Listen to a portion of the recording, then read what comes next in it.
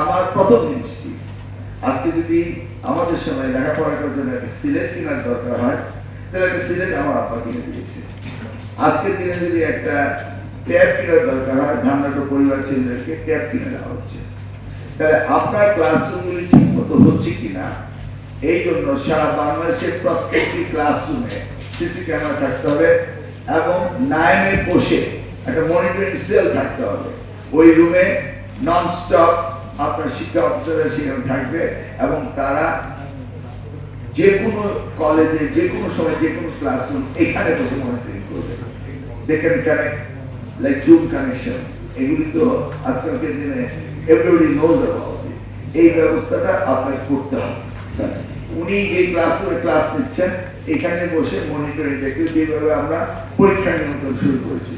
আপনার মনে নেই বিগত সময়ে এই সিসি ক্যামেরা দিয়ে নির্বাচন মনিটর করতো বিরাট জায়ান্ট স্ক্রিনে এবং দেশকে মানে ধোকা দিয়েছিল। আমি ওই ধোকার কথা বলছি না, বাস্তবে আমি চাচ্ছি ঢাকায় বসে নাই তার টিচাররা ঠিক মতো ক্লাস করছে কিনা, ফাংশনাল কিনা, স্টুডেন্ট রেসিপ্রোকাল কিনা, ক্লাসরুমে ঠিক মতো পড়াচ্ছে কিনা, এই বিষয়ে ব্যবস্থা না থেকে থাকলে কবে নাগাদ ব্যবস্থা করবে?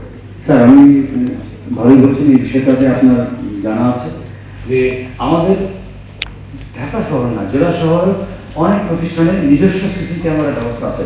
ক্লাসরুমের প্রিন্সিপাল তার রুমে বসে মনিটরিং করে, বেড থেকে শুরু সব জায়গায় এটা তাদের একটা রেকর্ড থাকে। আপনি কেমন পড়ান এই জন্য কি প্রিন্সিপাল ওই ক্লাসে বা আপনার সাবজেক্টে কোন প্রফেসর সিনিয়র ওই ক্লাসে বসে আপনার ক্লাসরুম কন্ডাক্ট কেমন হয় এটা কি কেউ কোনদিন করেছিল? লাইক স্টুডেন্ট বসে থাকে নিশ্চয়ই না।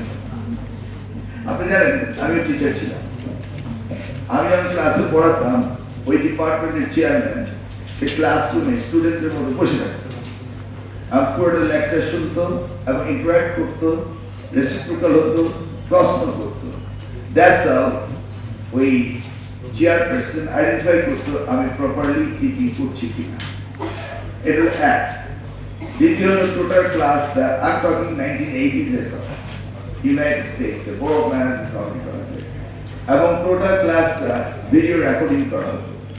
তারপর এই ক্লাসটা স্পেশাল তাদের টিম তারা ইভালুয়েট করতো যে আমার কিভাবে আমি ক্লাস নিচ্ছি, আমার বডি ল্যাঙ্গুয়েজ কি, আমার ভার্বাল ল্যাঙ্গুয়েজ কি, আমার আই কন্ট্যাক্ট কি, সব কিছু তারা অ্যানালাইসিস করতো, তারপরে আমাদের ক্লাস দিত। এখন আমরা 2026-এ আমরা ক্লাসরুম মনিটরিং এর জন্য মাল্টিমিডিয়া আমরা যাচ্ছি, এমনকি আমাদের পরীক্ষা নিচ্ছি। এখন পরীক্ষার জন্য আমরা প্রত্যেকটি রুমে আমরা সিসি ক্যামেরা করেছি। আপনার কোনো ক্লাসকে রেকর্ডিং করেছে আপনার প্রিন্সিপাল? আমি আর্কাইভে চাইলেও দিতে পারবো। You have to love your profession. আর আজকে আমি ডিসকাশন করলাম এখানে কি কি ডেভেলপমেন্ট হয়।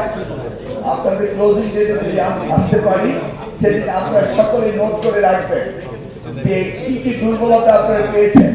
আর যদি আমি না আসি আমার মন্ত্রণালয়ে এগুলি পাঠিয়ে দিবেন যে this is our recommendation to improve the land. এটা আমাদের করতে হবে। আমরা গতানুগতিক বিগত দিনের মতো চলতে পারবো না।